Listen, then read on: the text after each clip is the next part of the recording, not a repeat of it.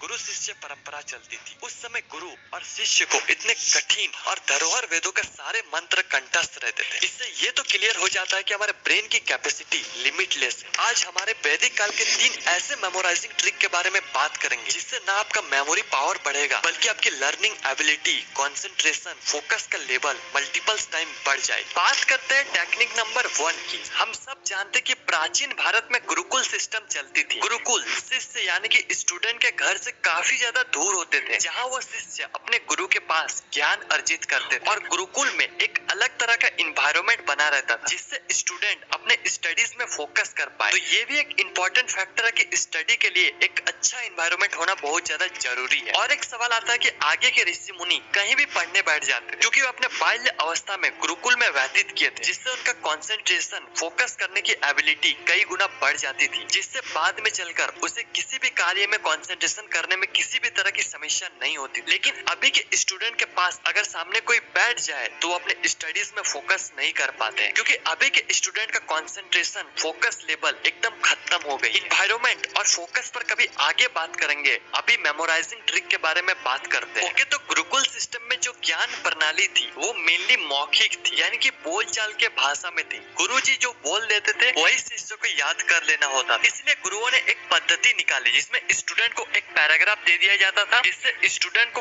कम से कम वर्ड्स में एक सूत्र बनाने के लिए कहा जाता था, और जैसे कि उसका मीनिंग भी ना बदले, यानी कि एक बड़े से पैराग्राफ को कम से कम वर्ड्स में एक सेंटेंस बनाया जाए जिससे स्टूडेंट याद भी कर पाए, इससे ज्ञान का प्रतिपादन भी हो जाए और ये ज्ञान जनरेशन टू जनरेशन बना भी रहे। जैसे कि आज के समय में हमें पैराग्राफ दे दिया जाता था जिसके नीचे कुछ पैराग्राफ से रिलेटेड क्वेश्चन होते हैं जिसे हमें सॉल्व करना होता था। ऐसे गुरुकुल में गुरुजी शिष्य को प्रैक्टिस करवाते थे बड़े से सेंटेंस को छोटे से सेंटेंस में बदलने के लिए। ठीक यही चीज हमें अपने स्टडीज में इम्प्लीमेंट करना चाहिए। जो आपको याद करना है उसे आप जितना हो सके उतना छोटा करें। आपको कुछ एग्जांपल दिखाएंगे आगे, लेकिन अभी आप ये समझो कि आप उस आंसर को या फिर कुछ भी हो जिसे आपको छोटा करना है, तो आपको छोटा करने से पहले उसे समझना होगा। समझने के बाद बार बार उसे पढ़ना होगा, उसके अंदर घुस जाना होगा, उसके बाद ही आप छोटा कर सकते हो। बिना पढ़कर उसे छोटा करना इम्पॉसिबल है। और जब आप उसे अच्छे से समझ जाओगे, उसे बार बार पढ़ लोगे,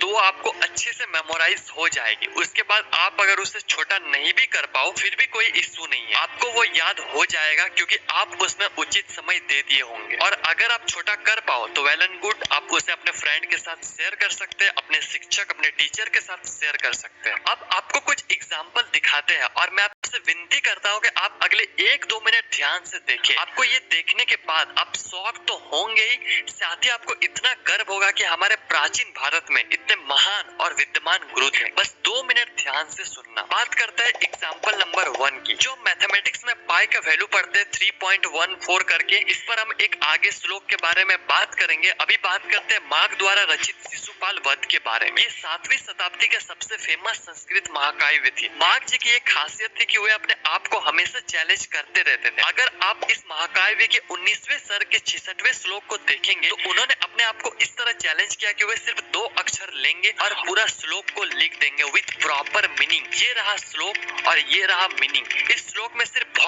और र का इस्तेमाल किया गया है और पूरा श्लोक को बना दिया गया है। Unbelievable, right? इसी तरह अगर आप 19वें सर्ग के 114वें श्लोक को देखेंगे तो सिर्फ इसमें एक अक्षर द को लिया गया है और उसी से पूरा श्लोक बना दिया। ये रहा श्लोक और ये रहा उसका मीनिंग। मतलब पहली बार विश्वास नहीं कर पा रहा था। अब और एक अद्भुत श्लोक दिखाता हूँ। इस पर बहुत अच्छी कहानी है, लेकिन इसे बताने लग जाए तो बहुत ज्यादा समय लग जाएगा। आगे और भी टेक्निक्स के बारे में बात करना है, इसलिए शॉर्टकट में बता देते हैं, फिर कभी कहानी बता दें। जो मैथमेटिक्स में पाई का मान 22/7 या फिर 3.14 करके है, जिसे हम ब्रीथ में यूज करते हैं। यानी कि यदि कोई एक सर्कल है जिसका हमें एरिया निकालना है तो हम formula pi r square use करते हैं। ठीक इसी से रिलेटेड एक श्लोक सामने आती है। ये रहा श्लोक और इस श्लोक को डिकोड करने के लिए कट प्यादी संख्या की जरूरत पड़ेगी। कट प्यादी संख्या यानी कि इसमें संस्कृत के अक्षर को संख्या में बदल दिया जाता था। जब आप इसके हेल्प से इस श्लोक को डिकोड करोगे तो आपको पाई का मान 32 प्लेस तक एकदम सटीक मिल जाएगी। है ना ये अद्भुत? इसके पीछे का कहानी और भी अच्छी है, वो कभी शॉर्ट्स बनाकर बता देंगे।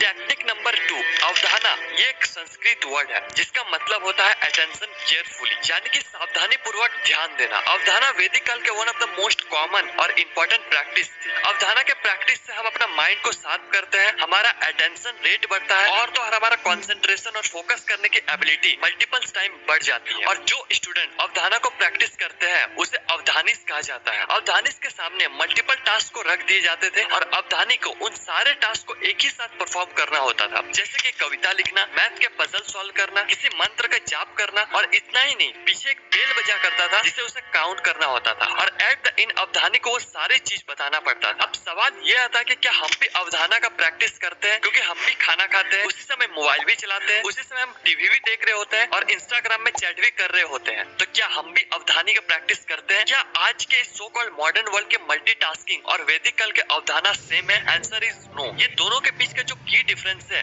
वो है कम्प्लेक्सिटी, यानी कि जटिलता। मल्टीपल टास्किंग में हम किसी भी कार्य को करने में हमें किसी भी तरह के डीप कंसंट्रेशन की जरूरत नहीं पड़ती है। जैसे आप बोले कि मोबाइल चलाना, इंस्टाग्राम चलाना, खाना खाना, ये सारी चीजों में आपको फोकस करने की जरूरत नहीं पड़ती है। जबकि अवधाना में आपको मल्टीपल टास्क को हैंडल करना पड़ता है with high level of focus, memory and creativity in each task. तो यही डिफरेंस है मल्टीटास्किंग और अवधाना में। तो अवधाना के प्रैक्टिस से आप अपना माइंड को और ज्यादा शार्प और तेज कर सकते हो। नाउ लास्ट टेक्निक नंबर 3, श्रुति और स्मृति। श्रुति यानी कि जो हम सुनते हैं और स्मृति यानी कि जो हम याद करते हैं। वैदिक काल के जो स्टूडेंट थे वो ना तो सिर्फ पढ़ते थे बल्कि हैंड जेस्चर के इस्तेमाल भी करते थे। जब हम किसी भी चीज को लर्न करते हैं तो हमें उसके प्रति इंटरेस्ट होना चाहिए, साथ ही हमारे बॉडी के ज्यादा से ज्यादा सेंस एक्टिवेट और कॉन्सेंट्रेटेड रहना चाहिए। जो चीज हम पढ़ते हैं उसे आप बार बार सुने, बार बार बोले और हो सके तो गुनगुनाते रहिए। तो अगली बार आप जब भी पढ़ो तो श्रुति और स्मृति का इस्तेमाल करना ना भूलें। किसी भी चीज का लर्निंग के 3 स्टेज होते हैं। पहला श्रवण।